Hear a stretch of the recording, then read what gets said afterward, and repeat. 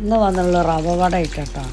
ഇത് ഉഴുന്ന് അരക്കണ്ട, അരി അരക്കണ്ട, റവ മാത്രമേ നമ്മൾ കുഴച്ചെടുത്ത് നല്ല തിളച്ച വെള്ളത്തിൽ കുഴച്ചെടുത്തിട്ട് നന്നായിട്ട് വട ഉണ്ടാക്കിയെടുക്കാം. നമുക്ക് എളുപ്പത്തിൽ ഉണ്ടാക്കിയെടുക്കാം. എത്രയും സിമ്പിളാട്ടത്. നല്ല സുഖമാണ്. നമുക്ക് കുറച്ച് സമയം കുഴച്ച് വെക്കണം എന്നുള്ളൂ. അങ്ങനെ ഉണ്ടാക്കാൻ നോക്കാം ആദ്യം. അത് നല്ല ക്രിസ്പുമാണ്, നല്ല ടേസ്റ്റുമാണ്. ഇതെല്ലാം ഈ സാധനങ്ങളൊക്കെ ചേർക്കണം കേട്ടോ, നല്ല രസം ഉണ്ടാവുള്ളൂ. ആദ്യം നമുക്ക് നന്നായിട്ട് മാവ് വേണ്ട, നന്നായിട്ട് ക്രിസ്പിൻ്റെ ഒച്ച ഇട്ടില്ലേ, ചമക്കുമ്പോഴൊക്കെ നല്ല ഒച്ച കണ്ടില്ലേ, എന്ത് ടേസ്റ്റാന്ന് പറയാം. നല്ല മുരിപ്പിച്ചെടുത്ത് കഴിഞ്ഞാൽ നല്ല ടേസ്റ്റ് കേട്ടോ. നല്ലൊരു ചട്നി ഉണ്ടായിരുന്നു, തേങ്ങ ചട്നി ഉണ്ടാക്കിയിരുന്നതിലേക്ക് തേങ്ങ അരച്ചിട്ട് അതിലേക്ക് ഇത്തിരി ഇഞ്ചി തൈരൊക്കെ കൂടെ കൂട്ടി അരച്ചത്. എന്നിട്ട് നമുക്ക് എന്ത് ചെയ്യുക, റവ തിളച്ച വെള്ളമില്ല അവിടെ, നല്ല തിളച്ച വെള്ളത്തിൽ ആവശ്യത്തിൽ ഉപ്പിട്ടെടുക്കുക.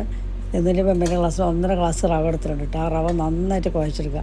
വെള്ളമൊക്കെ നന്നായിട്ട് വലിച്ചെടുക്കുക. വെള്ളം കുറവാണെന്നുണ്ടെങ്കിൽ വീണ്ടും വെള്ളം ഒഴിച്ചിട്ട് നന്നായിട്ട് കുഴക്കണം കേട്ടോ. അതിലേക്ക് 2 ടേബിൾ സ്പൂൺ തൈര് ഒഴിച്ചെടുക്കുക. തൈര് സെറ്റ് ആക്കിയിട്ട് നല്ല രസമാണ് തൈര് ഒഴിക്കുമ്പോൾ. തൈര് ഒഴിച്ചെടുക്കുക. എന്നതിന് ശേഷം ഇത്തിരി ഒരു സവാള, 2-3 പച്ചമുളക് എരിവ് കുറവാണ്, അങ്ങനെ കുറേ പച്ചമുളക് എടുത്തിട്ടുള്ളൂ കേട്ടോ. പിന്നെ ഒരിത്തിരി ഇഞ്ചി, കറിവേപ്പിൻ്റെ ഒറ്റ സവാള, ഒറ്റ ഉള്ളി മതിട്ടാ. അത് നന്നായിട്ട് കുഴക്കലുണ്ട്. അതിൽ ഒരു സ്പൂൺ കുരുമുളക് ഇട്ട് കൊടുക്കണം കേട്ടോ.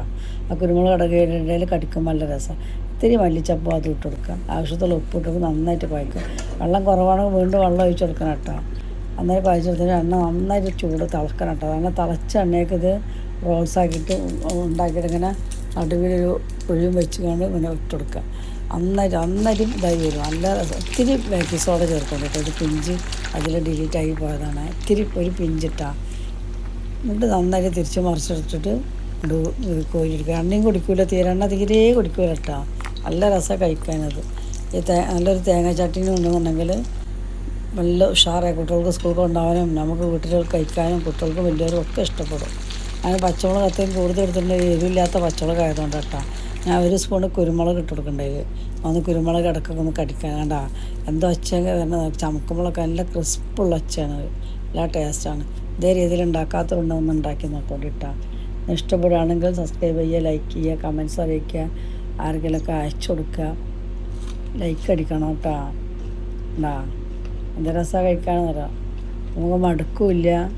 നമ്മൾ ഇതിനെക്കാട്ടും രസം വട, മറ്റേ സാധാ വടല്ലേ, നമ്മൾ ഉഴുന്ന് വടനെക്കാട്ടി ടേസ്റ്റ് ഉണ്ട് കേട്ടോ. ഇത് വെറുതെ പറയലൊന്ന് ട്രൈ ചെയ്ത് നോക്കണ്ടേ, അടിപൊളിയാണ്, നല്ല ടേസ്റ്റ് ഉണ്ട്.